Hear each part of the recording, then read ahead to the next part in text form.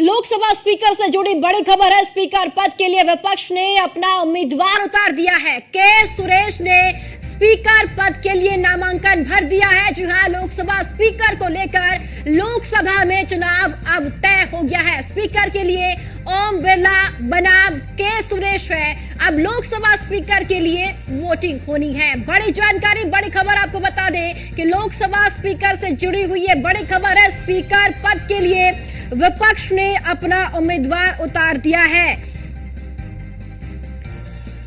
तो स्पीकर पद के लिए अब चुनाव होने जा रहा है। एनडीए की तरफ से जहां ओम बिरला स्पीकर प्रत्याशी होंगे, तो वहीं इंडी गठबंधन की तरफ से के सुरेश को उम्मीदवार बनाया गया है।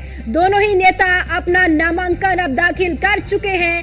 अब लोकसभा अध्यक्ष के लिए चुनाव होना है। बड़ी जानकारी, बड़ी खबर आपको बता दें, स्पीकर पद के लिए विपक्ष ने अपना उम्मीदवार उतार दिया है।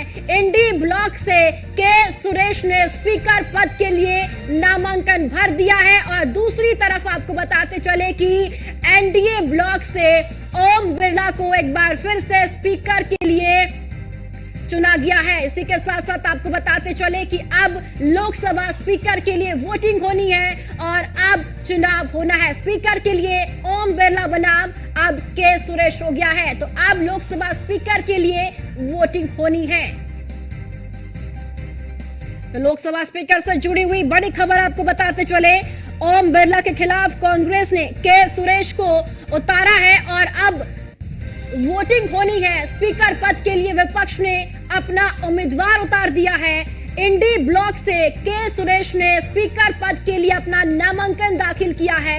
वहीं आपको बताते चले कि दूसरी तरफ एनडीए ब्लॉक से ओम बिरला ने स्पीकर पद के लिए अब अपना नामांकन भरा है। तो लोकसभा स्पीकर को लेकर लोकसभा में अब चुनाव तय है और अब स्पीकर के लिए ओम बिरला बनाम के सुरेश का नाम अब सामने आया है। और चलिए ज्यादा जानकारी के साथ हमारे संवाददाता पीयूष तिवारी हमारे साथ जुड़ चुके हैं। पीयूष, स्पीकर पद के लिए विपक्ष ने अपना उम्मीदवार उतार दिया है, के सुरेश। बिल्कुल, अगर हम बात करें तो लगातार स्पीकर को लेकर तमाम जो चर्चाएं हैं वो चल रही थी और कहीं न कहीं जिस तरीके से एनडीए की ओर से ओम बिरला की अगर हम बात करें उनके नाम को आगे किया गया, तो वहीं विपक्ष की ओर से के सुरेश के नाम को आगे किया गया है। के सुरेश जो है वो कहीं न कहीं लोकसभा जो केरल से सांसद हैं उन्हीं जो विपक्ष की ओर से यानी कि इंडिया अलायंस की ओर से लोकसभा स्पीकर के लिए उन्होंने नामांकन भरा है। और जो तस्वीर है वो भी कहीं न कहीं सामने आ गई है और इतिहास में पहली बार ऐसा होने जा रहा है कि इस पद के लिए यानी कि लोकसभा स्पीकर के लिए विपक्ष की ओर से भी अपने उम्मीदवार जो है वो इस तरीके से उतारे गए हैं। तो केरल के सांसद के सुरेश ने विपक्ष की ओर से स्पीकर पद के लिए अपना पर्चा दाखिल कर दिया है और इसके साथ ही उनका जो मुकाबला है वो एनडीए के उम्मीदवार ओम बिरला से होगा। और कांग्रेस ने सीधे तौर पे जो जानकारी दी थी कि डिप्टी स्पीकर को लेकर कहीं न कहीं सरकार सहयोग नहीं कर रही, इस तरीके का आरोप जो है कांग्रेस की ओर से लगाया गया था। इसके अलावा थोड़ी देर बाद स्पीकर पद के लिए अपने उम्मीदवार का ऐलान कांग्रेस पार्टी की ओर से कर दिया गया। इसके साथ ही कांग्रेस नेता केसी वेणुगोपाल ने सीधे तौर पे कहा कि लोकसभा का अध्यक्ष विपक्ष जो है वो लोकसभा के अध्यक्ष के लिए चुनाव लड़ेगा। और सीधे तौर पे कहीं न कहीं आपने देखा है कि सुरेश के नाम पर विपक्ष ने मुहर लगाई और उन्होंने नामांकन भर भी दिया है।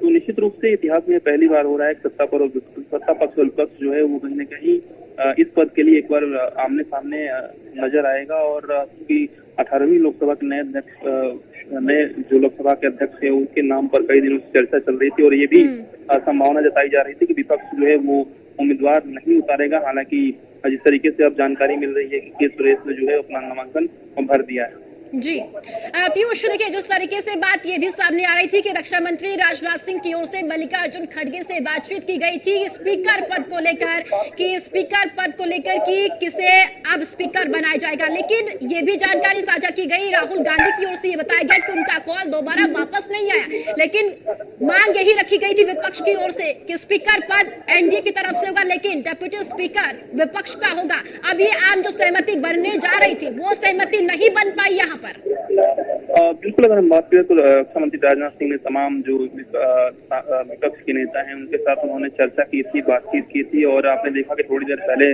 राहुल गांधी का भी बाकायदा बयान आया था। उन्होंने ये जानकारी दी थी कि मल्लिकार्जुन खड़गे के पास केंद्रीय रक्षा मंत्री राजनाथ सिंह का फोन आया था और राजनाथ सिंह ने खड़गे उन्होंने राहुल गांधी ने कहा कि खड़गे जी से अपने स्पीकर के लिए समर्थन मांगा था और उस समय यानी करीब 1 से 1.5 घंटे पहले राहुल गांधी का ये बयान था कि विपक्ष ने ये कहा था कि वो स्पीकर को समर्थन देंगे, लेकिन विपक्ष को डिप्टी स्पीकर मिलना चाहिए। इस तरीके का बयान जो है वो राहुल गांधी का था।